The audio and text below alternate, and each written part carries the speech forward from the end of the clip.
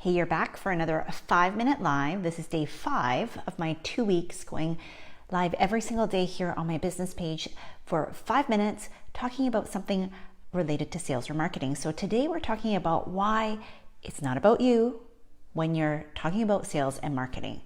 And so we're going to dive in a little bit deeper with an example that I want to share with you today. So if you're brand new to me, my name is Susan McVeigh. I'm a business sales strategist. I help entrepreneurs, business owners just like you sell with more ease without the sleaze so that you can finally make the money and the impact that you want while living your life of freedom and flexibility. So I'm sure you're thinking, well, your business is all about me, right? It's my business. And that's true to some extent, but here's what I find too often is that when you are struggling in your sales and in your marketing, so ultimately those two need to work together, right? And they're like dancing partners. So marketing is what generates the visibility, the exposure, the get known factor. And truthfully, if you do it correctly, it helps build a lot of that know, like, and trust. So it shortens the sales process. It shortens your sales cycle. But without sales, you actually don't get the money. You don't get people buying from you. So those two need to work hand in hand. Now, too often, what I see in the marketplace is that your marketing and your sales is all about you. And that is why it's broken, and that's why it's not working. Now, I'm sure you're thinking, well, if it's not about me and it's my business, then how in the heck am I supposed to turn things around and actually start seeing traction and actually start seeing results, especially if you are just starting out in your business and it really is all about you because you don't have any clients, you don't maybe have testimonials or case studies or people that you're working with. What can you do in that circumstance? So here's what I want you to recognize and realize is that even when it's about you, it's not about you. It's actually about your ideal customer. It's actually about the people that you want to serve and that you want to work with. And when you focus on you instead of them, instead of the person that you're here to help, that's when things go sideways. So it's okay to share your story. It's okay to share things that you're interested in, but it's really about your ideal client. It's about your buyer and what they need to hear and what they think is important to them in order to feel closer to you. So what does this actually mean? Well, what I want you to think about constantly is that person is thinking about what's in it for me. So as an example, you're here today and I could go on and on and on about all the great things that I've done, but at the end of the day, you don't really care. You care about you. You care about how the things that I have learned and the things that I have realized are going to help you. And that's what you're most interested in. You have a problem, which is that your sales and your marketing maybe aren't resonating to the same degree or to the type of results that you want to see, and you want to get better results in a shorter amount of time.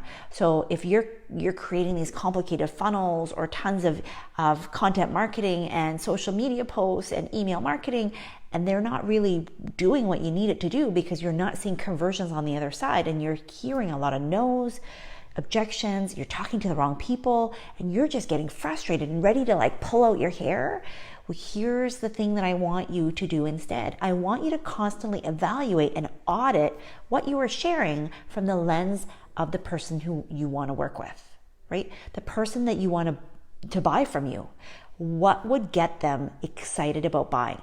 So this is the thing that I always ask all of my students to do is, would you buy it?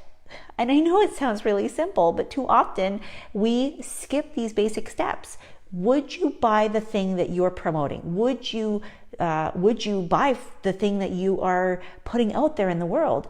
And if not, I want you to revamp and revisit and take a look at why. What's broken? What are you saying that's making it feel not quite so sexy? What are you saying that feels like it's all about you as the business owner and not about your ideal client? Because if you always think about what's in it for me and not you as a business owner, but thinking about your buyer, that is essentially the lens that they're viewing all of your content, all of your sales materials. That is what they're thinking constantly, because until you solve that problem and until you answer that question, Nobody's handing over their credit card. Sorry, not so sorry, right?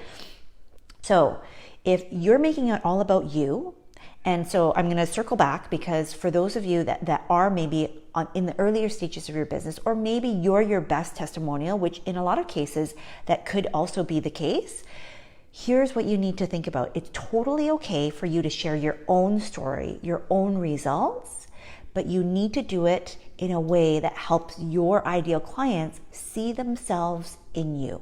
So it's really not about you still. It's about what's possible for them. It's about where you started from and where you're going to, or where you already have been, in a way that your ideal clients can see the same step-by-step journey for themselves, and where they can see, like, eureka, somebody finally gets me because they've gone through, or they have struggled with the same thing that I'm struggling with right now, and they have the dream that I so desperately desire, right? So again, it's what's in it for me as your buyer, to be able to connect with you, to be able to listen to you, to be able to make sure that I'm learning something of value that only you can provide to me, because it is resonating with how I feel today. So that is what I have to share with you today. I'm going to be back in here tomorrow for another 5-minute live. I encourage you, if you're not currently doing anything consistently in your business, to reach out to your ideal customers. This may be a really quick and easy way for you to do this as well.